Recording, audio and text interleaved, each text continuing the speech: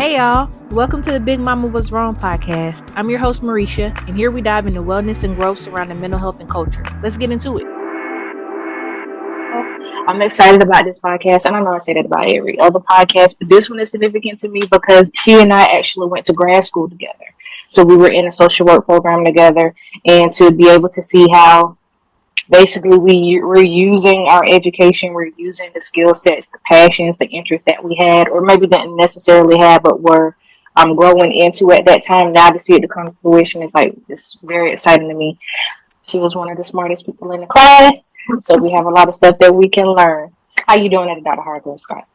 I'm doing well. I hope you are. Name is Dr. Hargrove-Scott. For me, this is not a profession, it is ministry.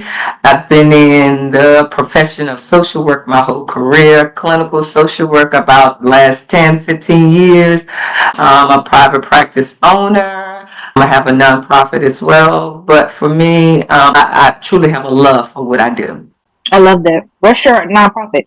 It's called Progression Services. That was actually the first one that I created back in 2014. Then I really never did anything with it because somehow I ended up in doctoral school, and that just kind of pushed everything to the side, and I just been pushing forth with that. And then the for-profit business. But as I grow in my understanding of purpose and an assignment, now just kind of really taking advantage of all those things to provide the services and the things that I see that is needed in our communities. Okay.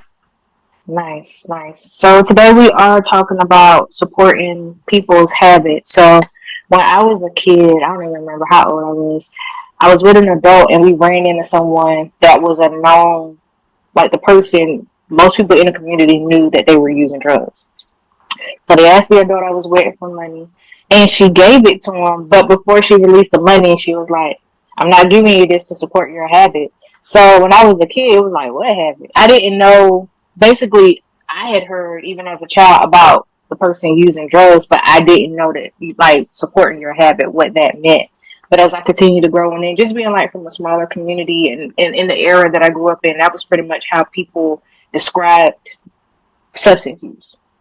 Like they never really, they might have said like, "Oh, they on drugs real bad" or something like that. But for the most part, they'd be like, "Well, they have a habit," and that was just what it was. But now that we want to be more informed, can you tell us what is the clinical or more appropriate term for what people refer to as habits? It's levels to it. So we have substance abusers. That's those that like may party hard on the weekends, throughout the week, but it's not a consistent thing. It's not generating any problems. Then you have one that has it's getting into dependency. And in that, they don't really have a choice. The substance is kind of running them, and it's no longer they pick and choose. And then you have the occasional users, but usually the ones when they say I'm going to help support your habit is those that have a dependency, and now they have an addiction that the body has developed this need for it, and they can't do without it. So that's the kind of difference in it, because you have those that do the occasional social drinking, social recreational drugs. Then you have those that have more of a systematic, like, okay, it's Friday, Saturday, this is what I do. And then you have some that this is just their lifestyle and they don't know any other way right now. Okay. So I understand what you're saying where you're saying this level. So I guess for the sake of this podcast, are we saying like addictions or dependencies? What term is more clinical or more culturally appropriate for us to say? Use addiction. Most of the time, it's like a drug addiction. That's okay. What it would be, because other than that, people just use it. We see people like substances like alcohol. It's in the grocery store. So while you're getting a loaf of bread and you getting the baby some Pampers, you can get a bottle of wine, you can get beer. So certain things are more widely accessible to people. So usage.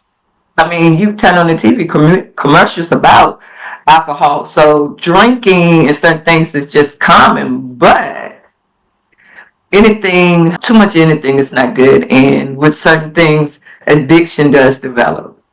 one of the things I was going to ask you about was how would you explain addiction? And I think you kind of touched on it too about how addiction impacts people that are addicted to substances. So you were saying like sometimes it's not a problem. They can Yeah. use it, it's systematic. But then what are some of the impacts that you've seen where it's not just recreational use? I don't have it in front of me, but it's like some criteria that we use to identify like abuse and dependency. It's like maybe 3 or 4 or 5 in one area, or 6 or more means another. But like some main ones I recall off the top of my head, it's like if your substance use is causing problems in your family and members of your family is asking you not to or don't want you to when you're around. If it's causing problems where criminal involvement, like you're getting tickets or you're going to jail over it.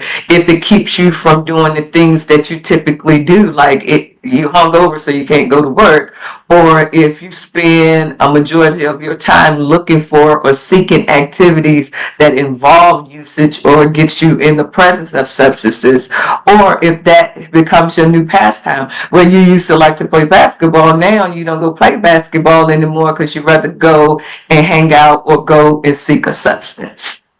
Right. Another one is about the psychological effects. So you realize how it's impacting you psychologically, but you continue to use it anyway. And so Um, with some of those, it's with people sometimes because for them it has so gradually came upon, but outside looking in, no, this is not gradual. We saw this coming a long time. They may not know it's a problem. yeah. And they may not know it's a problem because they have not realized what they've been doing. They're so focused on their missions, as I call it, seeking substance and using, that they don't see it's a problem until someone sits down and confronts it, and then they really understand. Now, I can't definitively say, because you can't say what people are really thinking, but sometimes they don't really see it as a problem, So especially if they're functioning with it. so do you think it's possible that people can function but still be affected? Where it's kind of like they're in a bubble.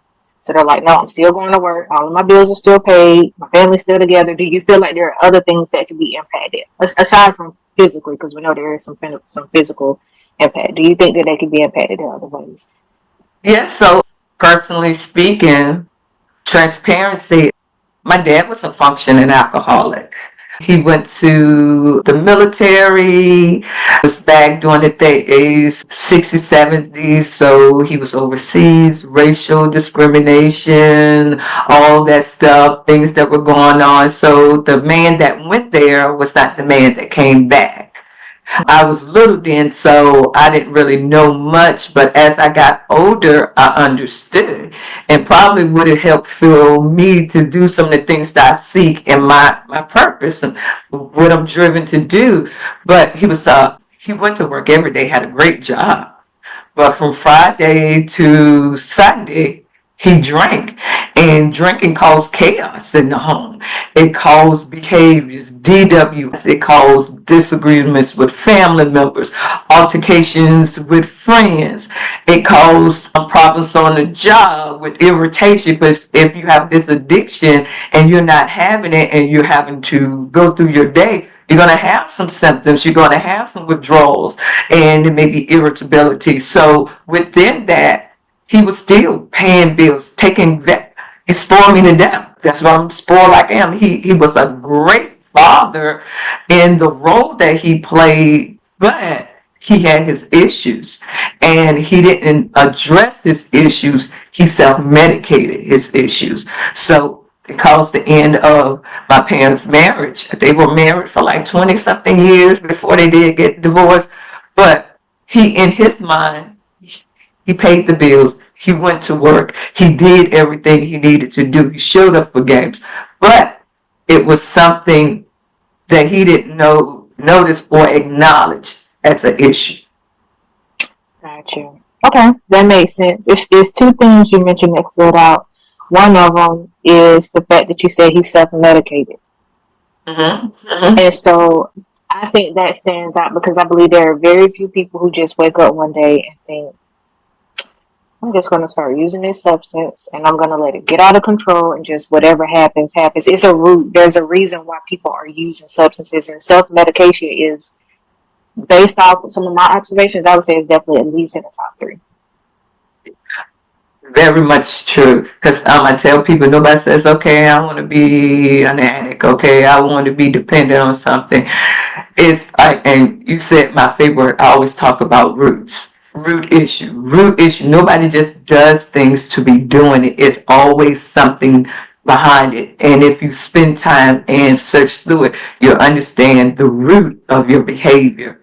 So a lot of times, some people have mental illnesses that they don't know or have not seen someone about. So to deal with the symptoms, they're taking the edge off. They're escaping. Sometimes things have happened to people in their life. Instead of talking about it, coming to see a therapist and getting it, they medicate to escape it. So within that, they choose a coping skill that, in a sense, has just as much problems related to it, or it's going to dig a deeper hole than the thing that they could just address. And a lot of times, self-medication is, or people coping and using wrong coping skills.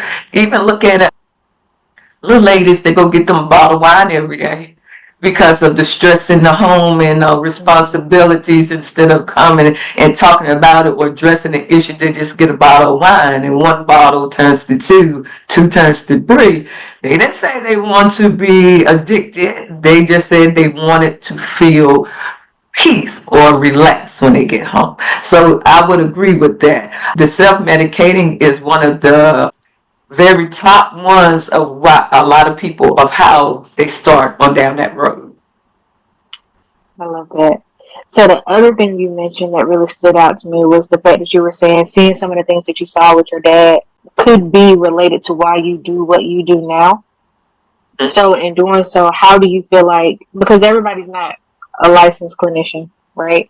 How can we support people that we love, that we see who may have dependencies or addiction? So one thing, like, and I know your book, Big Mama's Wrong, and in that, a lot of times we don't name things and we don't call things out. We just allow, oh, that's Uncle so and so, just give him something to drink so he'll go to be quiet, or that's so and so, don't give him but a little bit more because you know what they're going to do with it. We don't address these things. So no, you can't force anyone to do anything.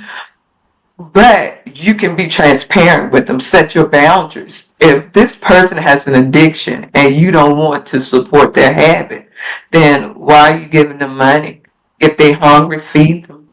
If they say they need gas money, well, okay, come on, let's go to the gas station. I'm going to pay for the gas. You put it in the car. I'm not putting cash in your hand, in a sense, because cash in your hand is a trigger. So, because if you got cash, your brain is saying, okay, we got some money. Now we can go get that, what we need, and then we ain't got to deal with none of this headache today. So within that, setting boundaries, identifying it, and then addressing issues. No, you don't beat people over the head, but you can talk about situations in love. Okay, every weekend you come over here, and you come over here at 5, everything is fine. But by 8 o'clock, after you don't had a couple of drinks, this is what happened, and this is every week. So, and talking to them, wow, first thing in the morning when they got a clear mind to receive what you're saying. So, but addressing these things, sometimes we just watch things go on. We love people. We don't want to see them hurt, but are we really helping them? That's true. So do you agree, if there's nothing but a suspicion, if it's a suspicion, you can't prove it, you haven't seen it, do you feel like suspicions are worth addressing? So if I'm your friend, if I'm your family, if I'm your colleague, whoever, if you care anything about me, we should love everyone and love and want everyone to do well. So since we love our fellow man, our brothers and sisters, and you see, and country girl, my slip showing, you don't know if I wanted to show, and that's part of the style, or that thing, the elastic don't broken, is just hanging off. When you come and say, hey, Yeah, you it's slipping. slip showing a little bit. Why, when you do that with someone else, even if it's that, hey, I don't know really what's going on, I'm concerned, and this from a place of love, but this is what I see. And because I see this, I just want to make sure you understand this is what I'm seeing and ask you, is it anything going on? Can I help you with anything? But if I'm seeing it, you know everybody else is seeing it. And you know, I just want you to be okay. And I don't see that should be the way we approach anything with people. If you got a problem with something or concern, why not go to them instead of talking about it with someone else? Because you and somebody else talking about it ain't going to change it. The person needs to be in that conversation as well. That's true. That's good. So this is my quick question I just want to throw up. Is weed, marijuana, cannabis, Mary Jane, reefer, whatever, is that a drug? Yeah, it's a drug. And even though it's being legalized in different places, alcohol is legal. But we know you can become an alcoholic. We know the effects of alcohol on your body over time. I mean, studies show that people that abuse alcohol is different illnesses and things that lead to it, like nicotine is legal, but technically it's a drug. We know the effects of that. Would it technically lead to lung cancer? Marijuana, it is a drug. In a sense, because it's legal doesn't make it not a drug. It just means it's one that is socially acceptable. It doesn't mean that it's not a drug. No, may not be out here stealing and killing over it, but marijuana is one of them. It affects the brain in a way it makes procrastination and laziness. It's like one, it just goes hand in hand. So you're not productive. And I've had a lot of clients talk about they're more creative when they're high, but your brain is slowed down. So if you're creative when you're high, imagine with a clear head how much more creative you will be. It kills brain cells. Yeah, it grows back, but the older you get, the slower it is in growing back. So if you're going to use your brain and you need it, if you in a job where you got to think and solve problems, aren't you working against yourself? And then we know about the munchies. You're eating and eating and eating, and we know even food has side effects because as you get older, what you put in your body is going to show up and tell on you. So when you got high cholesterol or you got high blood pressure or you got other things in the body, guess how it got there? What you've been eating and drinking. And if you got the munchies, you eating and drinking a whole lot of stuff going on and not even realizing your consumption base. That's good. So would you say, because I know marijuana is referred to as the gateway drug, because they say once you start using marijuana, then it opens the doors. If not an interest in using other drugs that are more strong, intense, or harmful, but would you say marijuana itself is addictive? Oh, yes, marijuana it's addictive because some of it is the mental component. It helps me to relax. It just calms me down. So when life happens and you stop because the job say you can or because whatever, then how are you going to respond? And then even if you have smoked it for long periods of time and your body has become used to it, when you do stop, it is some withdrawal. It's some irritability.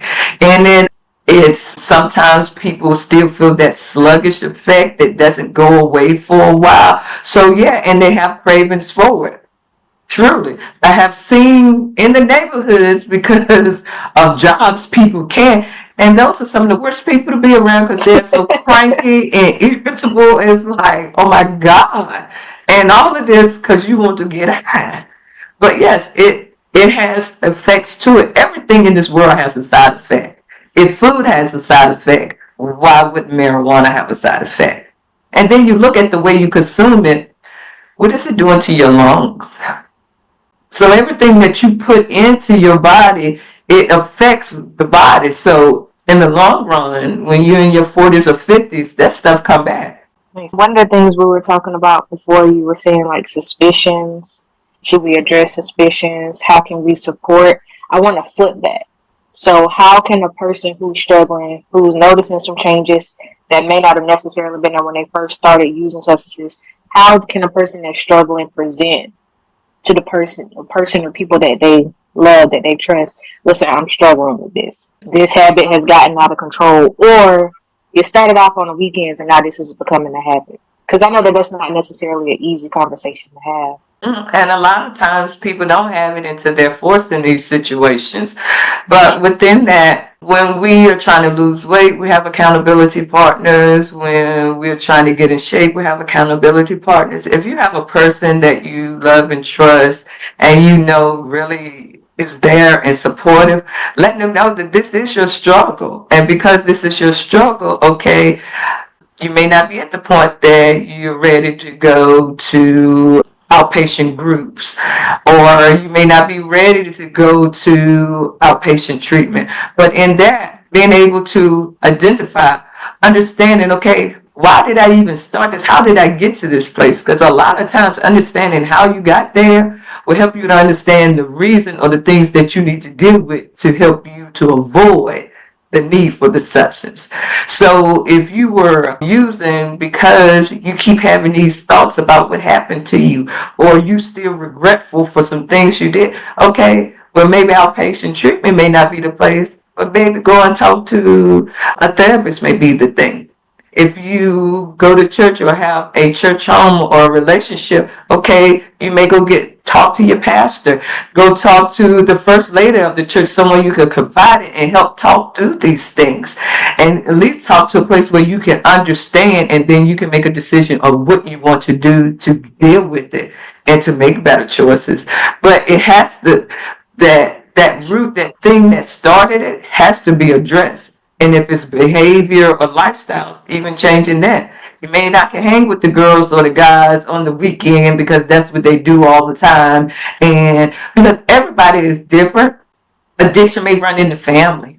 If it's run in the family, you are predisposed to it. So addiction is something that's just like your mom and daddy got brown eyes, you're more likely to have brown eyes. So things like that. So even understanding that, you may not can do what everyone else does, because your body doesn't just say, hey, your next drink or your next usage, you're going to have some dependency. You just wake up one day and your body and your brain has changed. And now when you're saying, no, I don't, it is saying, yeah, we have to do this. I feel like sometimes there are certain things that are more taboo than others, or some things are taboo and some things are not. And substance use is one of the things that is taboo. Like, it's easier for a person to admit, I might have some anger issues, or you know what, I hate my job. Whatever. It may be some things that's easier for you to admit, opposed to admitting something that's so vulnerable. Like, this is something that has gotten out of control. So it takes a lot of courage to be able to do that. And that is so correct. Things like, substance abuse is a mental health diagnosis as well. So what I'm realizing or have realized, mental health has such a stigma. Now, anger is one emotion that everybody's comfortable with, even though it has some terrible effects from it as well. You can go to jail, you can lose your job, you can isolate yourself from family and friends, but it's acceptable. And especially in certain cultures and genders, that's what you're supposed to do. But being able to say, it's just like if I had cancer, you wouldn't be like, ooh, she got cancer. You would be like, oh, you have my sympathy, can I help you? If they are bipolar or if they have substance abuse, oh, you have my sympathy, what can I do? You can't control what the body does once it starts doing what it's going to do, especially like with dependency, especially like with mental health symptoms, especially when illness does develop. You can't control that. So what you do is take the steps to address it, to kind of fix it, or to get in and make it better or manageable, or even decrease it. So with certain things that it's like hush hush, no one wants to talk about it, no one wants to really address it. Growing up, hindsight, we saw a lot of people with mental health issues and all that, and they were like, "Child, that you know how Uncle Joe act, he'd be okay," but Uncle Joe really was bipolar, and Uncle Joe needed to be get him some medication or some therapy or something to help him to understand what it. But we didn't, even with our children that people that had learning disabilities. They just didn't send them to school. They didn't understand if you give them the proper support, they could learn. So a lot of things is out of ignorance of the whole community around them and not knowing how to approach these things. That's very true and very insightful. I appreciate that. So you and we spoke about this briefly about whenever we were in class in grad school, we had to go to I went to narcotics, but there were two options. You either had to go to one or two of the other classes. So one of the things that I learned in going was, I think it furthered compassion. Because sometimes on the outside, if you don't take the time to really hear someone's story, especially being where I was in my life at that time, I hadn't been exposed to a lot of things because I was like sheltered as a kid. But in hearing people's story where they were sometimes really struggling to get from one meeting to the next without using, it was like really some people's lives. So Narcotic Anonymous and Alcoholics Anonymous are like all over the media. You see them in movies, you see different clips and things like that. But there are some other forms of treatment that people may not necessarily know that's available for substance use. Can you share some other options? So not discounting either of those programs, but just if Narcotics or Alcoholics Anonymous is not necessarily their jam or anything that they're interested in, what are some other types of treatment that they could consider? So with like the AA groups and those are like the lower levels, meaning that you have a handle on your recovery, and those are the maintenance type of services that help you to stay clean and to work your recovery. Another one that's on that level, like counseling. Most counselors are able to address some of the factors like triggers and changing mindset, how to cope with symptoms and things like that. So going to therapy that can help. And if the person is licensed in substance abuse, is an added bonus because they will have more strategies to be more direct with the aspect.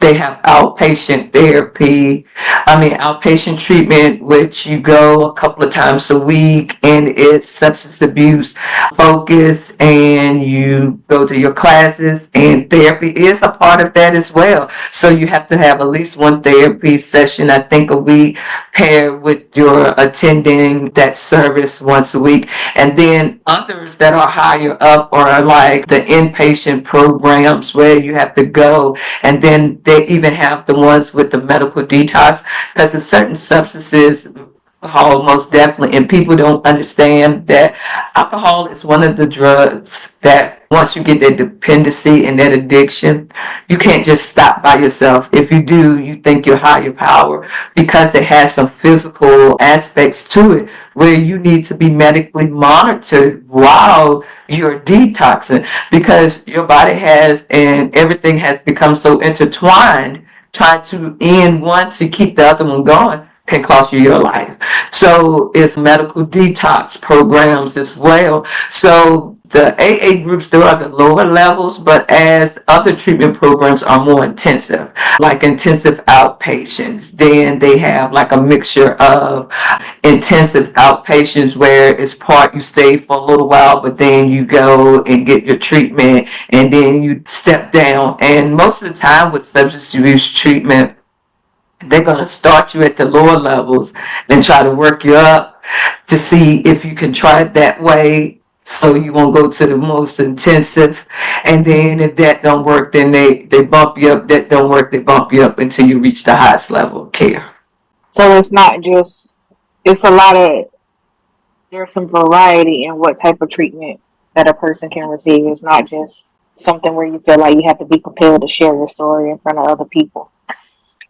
But even at that, we know the mighty dollar does control a lot of it, because that's why sometimes you have to, and quite honest, those with substance abuse issues, a lot of them don't have insurance. So it's like state funding that has to kind of cover the cost. That's why they start at the lower level, to see how much bang they could get for their buck to see if this works. And if that doesn't work, then let's try this. But it's a variety of it, but it's not like you could go and just choose. Now, if you private pay or you have your insurance, maybe you can always go and check yourself in, but you're going to be responsible for a majority of that cost. But if you're ones that are using state funding or any state type of insurance programs, it's going to be a stair-step process to it. We know that there are crises as it relates to drugs that are being found more dangerous, some that are found more addictive, and some things that they're affecting more people. So, like one of them is opioids. So, would you say with the opioid crisis, is it anything that you feel like people should be more informed about?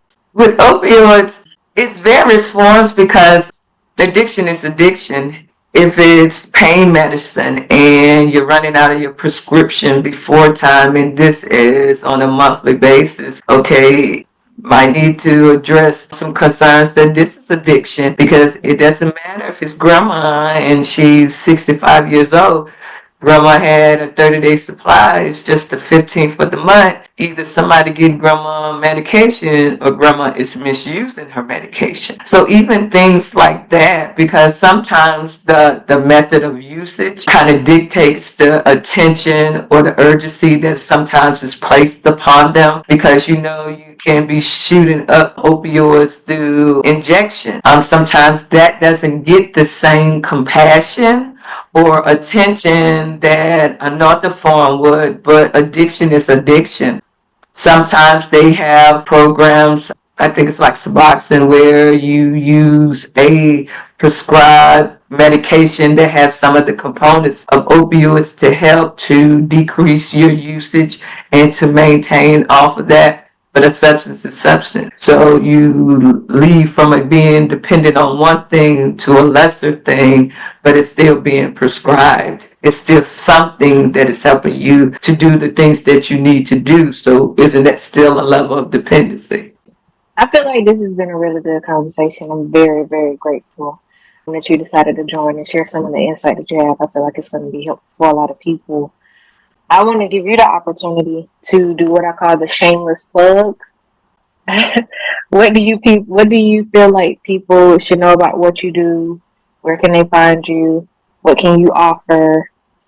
So I'm just like I could do just about anything. Been doing it my whole career. So I have my for-profit. It's called Edmond Health Group. Website edmondhealth.com. Provide mental health counseling, substance abuse counseling, parenting class, Christian counseling, anything dealing with people. I'm your girl. I can do it. The nonprofit is focused on family and children. So a lot of services both my companies kind of merge together in what I do. So just depending on the nature of the service that is being requested and the funding source just depends on which company it would go through. My nonprofit is Progression Services. About to start, haven't fully packaged it yet, but going to start doing some coaching, Christian coaching. That's something that I'm working on, and I'm going to get out there in the community. But just have a love for what I do. I do trainings, educational presentations about mental health, Christianity, and how the duality of them both. But like I said before, this is not a profession, it's just ministry. So I just love what I do.